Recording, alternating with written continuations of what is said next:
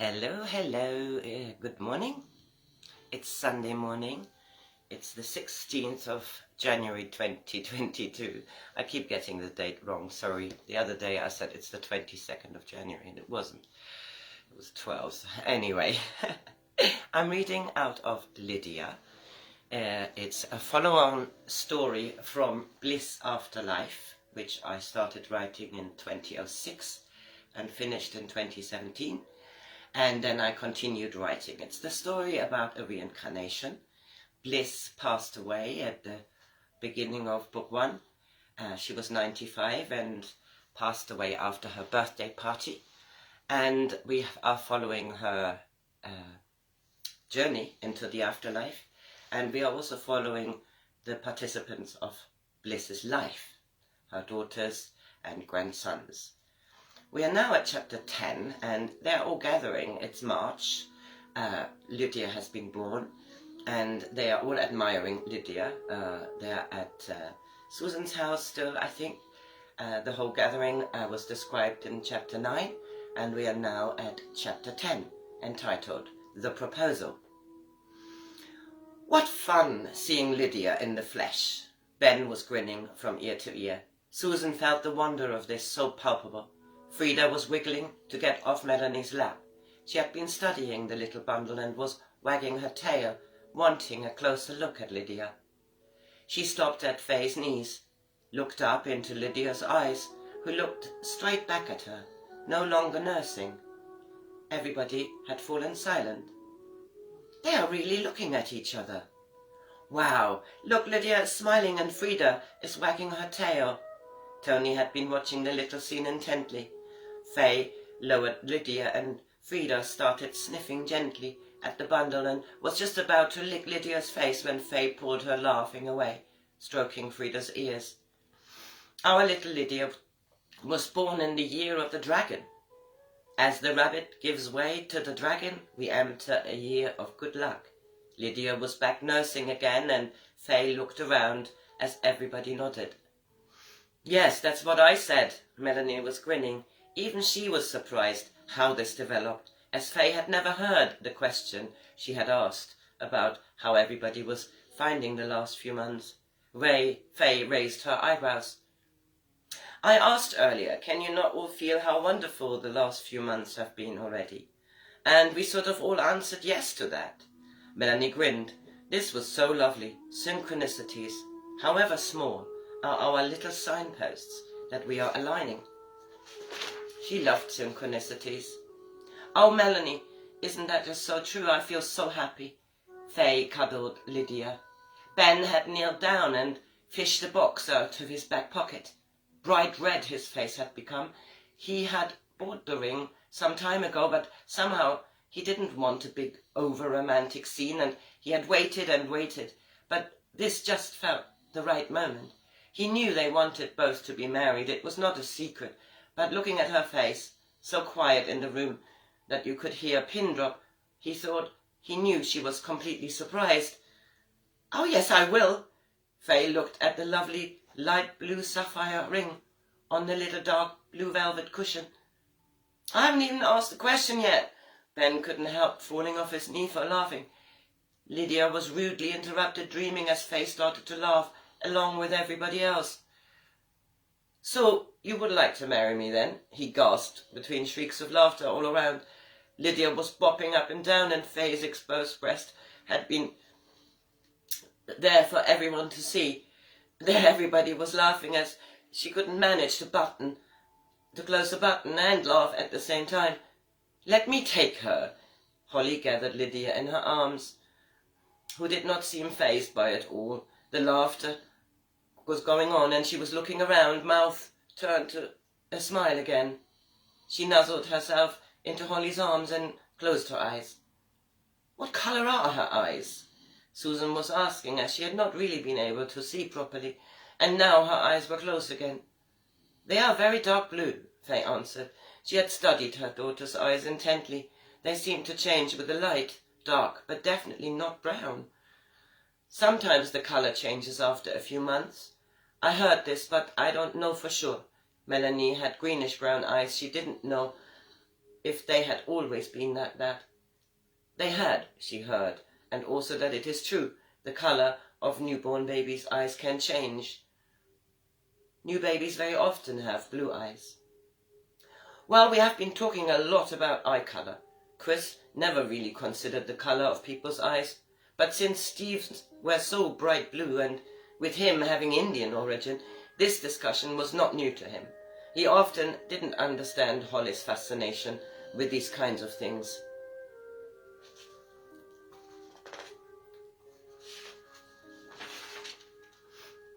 Who cares what colour your eyes are, as long as you can see well through them? He looked around, and for the first time it seemed to him he looked into everybody's eyes to determine their colour. They looked intently back at him, as everybody was suddenly aware of a moment. All focused on each other from a very different perspective. Lydia had her eyes wide open. Holly noticed she was looking. She felt herself well up. Looking into Faye's eyes, she felt such familiarity with her. She suddenly heard Anna sobbing quietly.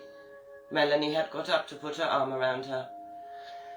This feels somehow unreal. I feel I know you all so well, and I do not even know why this is so. 4 months is no time at all.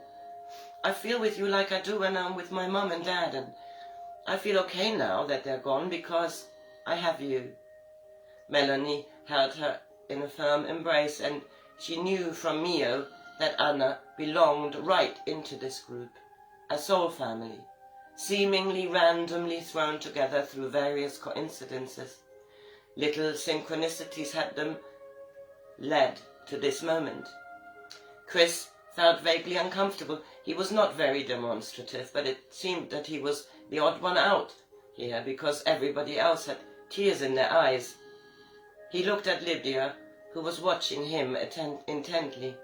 Such knowing dark blue eyes, he thought.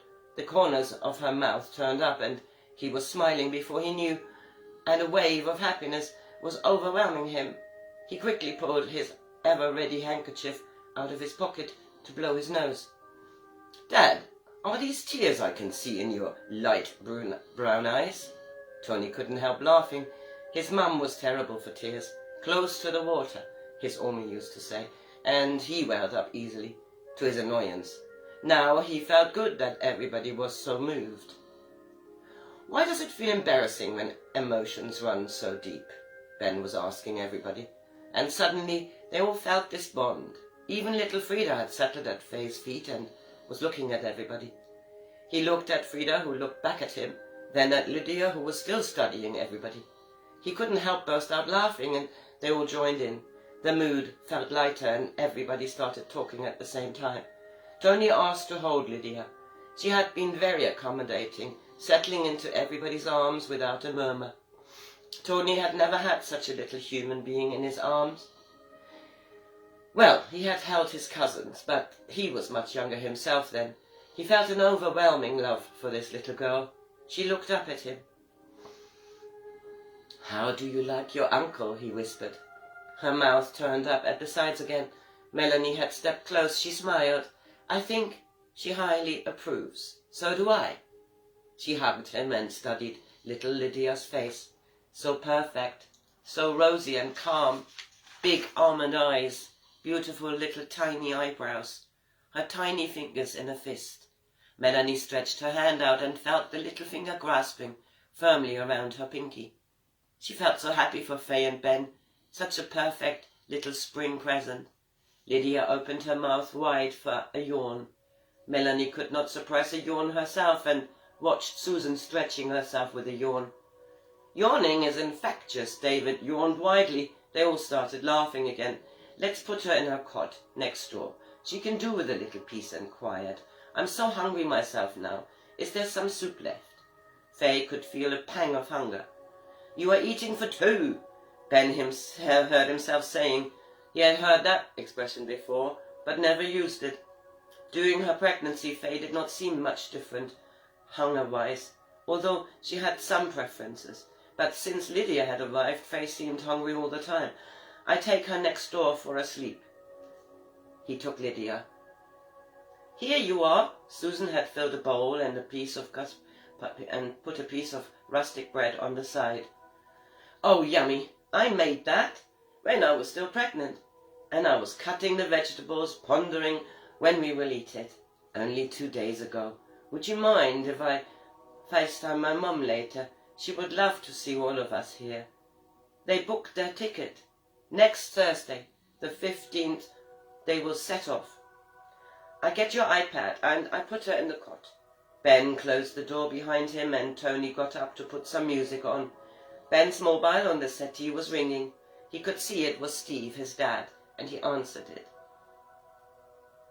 Steve, it's Tony here. Oh, sorry, Tony is answering the phone because Ben's got to put Lydia away. Steve, it's Tony here. Ben is just putting his daughter to bed. He was grinning, listening to Steve's laugh sounding through the speaker. I put you on the speaker, Steve. Be careful what you say. Who's there? Lovely Evelyn is here, your old-time singing buddy. Evelyn came in from the kitchen. I am here, Steve, Susan shouted out. And me, how are you, my friend? David felt himself welling up. What is it with the tears today, he thought, clearing his throat. Well, David, I cannot believe you are seeing my granddaughter before I do. They could hear he didn't mean it, but they all knew he couldn't wait to meet her. He also sounded a little choked. I'm here, Uncle Steve, with my girlfriend, Melanie. Hello, Steve, I've heard a lot about you, Melanie shouted out. And me, Chris here, with Holly, of course. Yes, I'm here, Steve boy, Holly shouted in the direction of the mobile. Frida barked on cue. And Frida, our new dog. And me, Steve, Faye shouted to Tony, who was now holding the mobile in the air. I'm missing out, Steve was laughing. Congratulations from Silvana as well. We would love to come and see her soon, when it's convenient. I get Ben for you, Steve. Hold on. Tony quietly opened the door and disappeared. Trust him to phone at the right moment. Susan was smiling. It had not felt awkward at all to hear David talking to Steve. It had felt sort of normal. Chapter 11. Steve. He's taking the phone to Steve. He's taken the phone to Ben, Steve whispered to Silvana, who had listened to everybody introducing themselves. He could hear Ben taking the mobile. Hello, son. Congratulations again, and I hear the house is quite full. How is the little one? Oh, Dad, she's gorgeous. I know I said last night that she was perfect, but now I really know she is.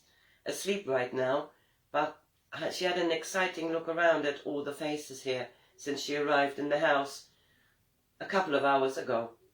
Tony had already left the room, and Ben carefully covered Lydia, who had fallen asleep, her little fists slightly curled, breathing, with her little belly rising and falling. Hold on, I can talk in a minute. He closed the door and walked into the empty kitchen. How are you feeling, Ben? Amazing. I think I'm tired, but I know that I would not be able to sleep right now. Did you feel this excited when I was born? In the last few years they had not talked in any depth about the past. They had seen each other so infrequently, and a chance for a deeper conversation had not come up for a long time. Oh yes, son, 28 years ago. Well, in fact, in 2 months' time it will be 28 years that I felt probably very similar to the way you do now. I shall see you before that, though. In fact, that's why I'm ringing. When is good? Well, Faye's parents are arriving next week, 16th or so, and it would be lovely to see you before this. We are moving into the refuge. He was laughing because it had been a long time that he had actually stayed there. It's a beautiful place. How lucky. There's much room. Are there many refuge seekers at the moment? No, not as many as there were during last year. Anna helps running the place now, and her parents had been here from Russia. They're gone now. There are only 2 new mums with 1 child each. Not sure exactly, but plenty of room, and Faye loves the garden there. She and Anna are intending to grow all sorts of things, and we will stay a while here in England. Circumstances have changed so much, and we get married here first. I proposed today, Dad. She said yes before I even had asked the question. Ben started to laugh again, thinking about it. You went down on your knee? Steve was laughing. He wished he'd seen that. Yes, in fact, I fell on the floor laughing when she said yes before I put the question. Hilarious. But she was really surprised, although we had talked about it, of course, and pulling out the ring sort of gave it away. He had to giggle every time he thought of it. He would treasure that memory forever, he thought. That's great, that she is as keen as you are. He remembered being very keen to marry Susan, and he felt so had she been. Their wedding was a big affair with music and friends. So if you like, come soon. Let me ask Faye. But I see no reason why not tomorrow or the day after. You check with Savannah. Are you coming together? Steve had not actually asked her, but he raised his eyebrows questioningly at Savannah, who nodded vigorously. I'd love to see Lydia. Okay, check with Faye. We are okay the next 2 days, and we can see you either in the refuge or at your mum's. Yes, tomorrow would be great. I text you. Chapter 12. Conversations and Celebrations. Faye had come into the kitchen and heard his last few words. Would it be okay for my dad and Savannah to come tomorrow? I'd love to introduce Lydia to them. Of course, so do I. I'm feeling a bit revived and shall join you all in a bug's fist. Susan, it looks like Steve and Savannah are coming tomorrow. Where do you think it's best to meet? Susan had come to get some sparkling wine and orange juice. Everyone wanted to toast Lydia and what turned out to be an engagement. Your lodgings at the refuge are pretty much ready now. We can help carry some stuff over there later and you settle yourself. I come back home here tonight, so why not invite them to your new home? They all walked back into the living room where a lively discussion was going on with Melanie about reincarnation. Chris had always found the whole concept puzzling and somehow could never get his head around it.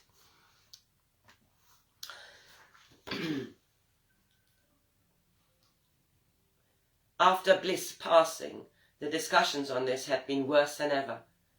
Although he sometimes felt, particularly in the flat, that Bliss was around. The flat somehow still smelt of her, although that was hardly possible after 3 years or so. He had felt himself often moved by the memories and the recent changes. Bliss had always had a way of making things sound real, even though he didn't really buy it. To him it always smacked of an easy way out. He thought that this life was simply an experience, and when you snuff it, there is more to come, sounded somewhat too good to be true to him. He felt that many religions played into this afterlife more than the actual being in the here and now, and he often felt there was too much talk about what happens when you die. The concept of hell, everlasting, or the promise of 70 virgins, none of it seemed remotely possible to him. He wasn't sure he would be glad to do this whole shenanigans again anyway. He remembered saying that to Bliss many years ago. He still felt like that occasionally, but he had never forgotten her answer. She knew him so well. She always listened to him when he talked to her of his favorite authors. The 18th century was his passion. Bliss was quite sure he had lived in those days and had brought back memories. She always found a way to make him want to listen to more. Her advanced age was for sure an advantage, as Chris always had a problem trying to resonate with things out of his comfort zone. Talking with Bliss was like listening to a story.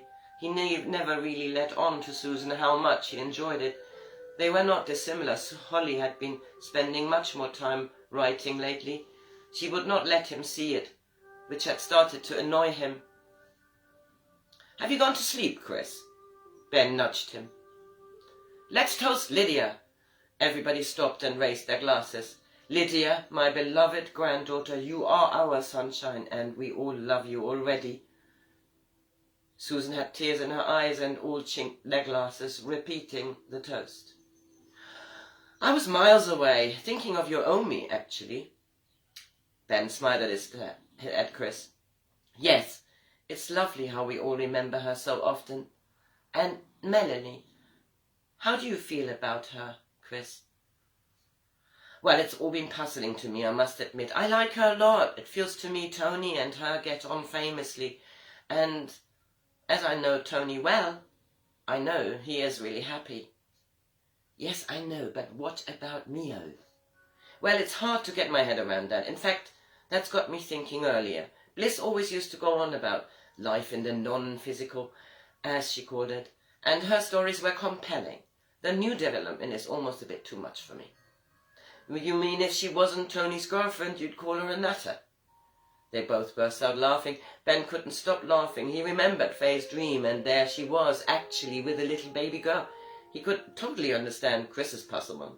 His uncle had always been in his life. Ben loved him. He was so steady and reliable. Steve was a different dad. Ben had become so used to Faye's perspective of the world, with her talk about acupuncture, meridians, dreams, chakras. The thought of that made him laugh even more. Chris was still giggling, and when Tony came over and asked what was so hilarious, they couldn't stop. Both tried, but the whole thing had become so funny, because in a way it was so serious. Nothing really, son, just something Ben said. Tony looked at Ben, eyebrows raised to a question. Gosh, you got me in a fix. Ben looked at Chris. What? We were saying how lovely Melanie is and how she fits in. You look so happy, son. It's been a while that I remembered you being that enthusiastic about anything. Or anyone. Oh, yes, and what's funny about that, Tony actually knew what they had been talking about. He knew they talked about Mio. He felt himself surprised every time it happened. For one, he was glad for his Ormy and his mum, because Holly was not surprised about Mio. She wasn't even as surprised as he had been. His dad was another story. He had been waiting that something would be said. He knew his dad did not care too much about the talk of the spiritual. He understood Mum's work with sound therapy, but was not really interested in any discussion about the ethereal. Melanie was lovely. Her words always sounded so real and true. Tony knew his dad found it hard to fault them, and they were always presented differently to the way Melanie usually talked. I shall get my head around it in time, son. Don't push me. I think it's lovely, and seeing her here now with little Lydia in her arms, I couldn't wish for anything better. He put his arm around Tony's shoulders, and Tony felt that was good enough for now. He loved his dad, and he himself had decided not to ponder too much about it. He was in love with Melanie, and couldn't help knowing that their finding each other was no coincidence. Well, there was a general air of departure. Melanie and Faye were going to stay with Lydia, whilst everybody else got on with finishing the new abode in the refuge for the young couple. Chapter 13. Holly is writing again. Holly had enjoyed the weekend very much. It was so good to see Lydia, Faye and Ben so happy, and they had made their 2 rooms beautiful. Faye was looking forward having Anna around. Ben was enjoying the discovery of fatherhood, and Steve and his girlfriend were due to visit them today. Holly had settled herself to write. She loved having Frida in her basket at her feet, and lately she had enjoyed diving into her own fantasy world more often again. The reason she had not let Chris see any of it was because it was science fiction, and she knew his thoughts about that. She enjoyed spinning her story of Gaia Nova and Magda, her central character. She could hardly believe that she had been writing on this particular one for near on 20 years or so. In the beginning, she was writing a lot. Tony was already doing his own thing. Chris was busy at work, and although she was working, for some reason, a lot of time went into her fantasy world. She had been rereading it all from the beginning and wondered why she found such pleasure in spinning a story of a new planet which started on Earth. She thoroughly enjoyed reading it all over again, but it was probably too convoluted, and there were far too many characters. It had all begun with Magda as a little girl. She had been born into dire circumstances, and the story begins when she is 7, in a foster home, where she had become very close to Betty, one of the daughters of the large household belonging to Nancy, who had a heart of gold and had been a foster mother for years. They were the same age, and for Magda she was the kindest person alive. She had come from a very neglected house, which the social services had dismantled, and she had spent her first few years being handed around. She stopped again, and I did not recognize that it had stopped, so I best stop here now and go back, see where it went off the radar. Have a good Sunday. Bye-bye.